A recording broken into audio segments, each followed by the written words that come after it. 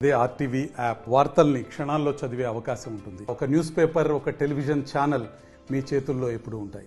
7 సంవత్సరాల పిల్లల బ్యాగుల్లో కూడా ఈరోజు గాంజా వెళ్ళిపోయింది. మీకు అనుకోవచ్చు ఆ ఒక్క క్షణం ఆ గాంజాలో ఉన్న మత్తులో మీరు పొందిన ఆనందమో వాటెవర్ ఇట్ మేబీ ఏం జరుగుతుందో తెలియదు, కానీ ఆ బంగారు భవిష్యత్తు తర్వాత జరిగే 20-30 సంవత్సరాల భవిష్యత్తుని నాశనం చేస్తుందన్న సంగతి తల్లిదండ్రులు కూడా గమనించుకోవాలి. ఒక్కసారి నేనేమంటానంటే ఆడపిల్లలు కానీ మగపిల్లలు కానీ ఇది మీ జీవితం.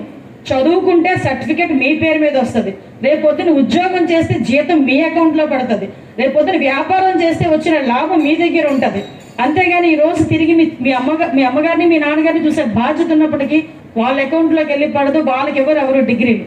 కాబట్టి ఇది మీ జీవితం. మీరు ఎంత నీట్గా మీ జీవితాన్ని ప్లాన్ చేసుకుంటారో మనం ఆలోచించుకోవాల్సిన అవసరం ఉంది.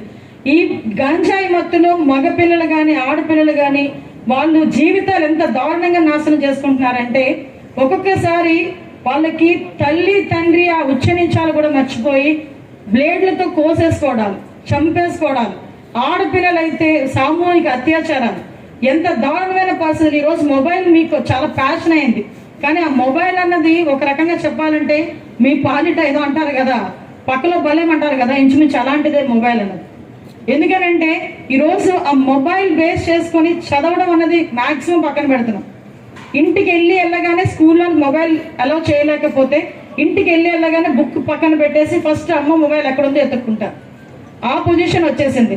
దయచేసి ఒకటే చెప్తున్నానమ్మా, గాంజాయి విషయంలోని పోలీస్ డిపార్ట్మెంట్ వాళ్ళని కానీ అందరం కూడా స్కూల్ ఎడ్యుకేషన్ డిపార్ట్మెంట్ అందరం కూడా ఒక మంచి నిర్ణయం తీసుకున్నాం. ఎట్టి పరిస్థితుల్లో గాంజా అన్నది ఉండకూడదని చెప్పి ఈగల్ అని చెప్పి ఒక టాస్క్ ఫోర్స్ కూడా ఏర్పాటు చేశాం.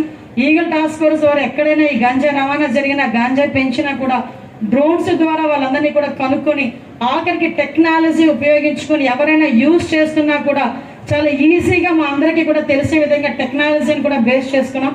దయచేసి ఇటువంటి ఆ విషవలయంలో పడొద్దని, గవర్నమెంట్ ఇస్తున్న మంచి అవకాశాలన్నింటినీ కూడా మీరు సద్వినియోగం చేసుకొని రాబోయే కాలంలో సబ్బవరం జూనియర్ కళాశాలలోకి మళ్ళా రేపు పొద్దున పెద్ద ప్రోగ్రామ్ ఏదైనా జరిగినప్పుడు మీలో చాలా మంది మంచి మంచి ఆఫీసర్లుగా ఇక్కడికి వచ్చి చాలా మందికి ఇన్స్పైర్ గా నిలవాలని మనస్ఫూర్తిగా తెలియజేసుకుంటూ మిమ్మల్ని అందరినీ ఆశీర్వదిస్తూ ఈ అవకాశం ఇచ్చిన మీ అందరికీ కూడా ప్రత్యేకంగా ధన్యవాదాలు, నమస్కారాలు తెలియజేసుకుని సెలవు. మరిన్ని వీడియోస్ కోసం ఛానల్ ని సబ్స్క్రైబ్ చేయండి, లేటెస్ట్ అప్డేట్స్ కోసం వాట్సాప్ ఛానల్ ని ఫాలో చేయండి అండ్ లింక్ డిస్క్రిప్షన్ లో ఉంది.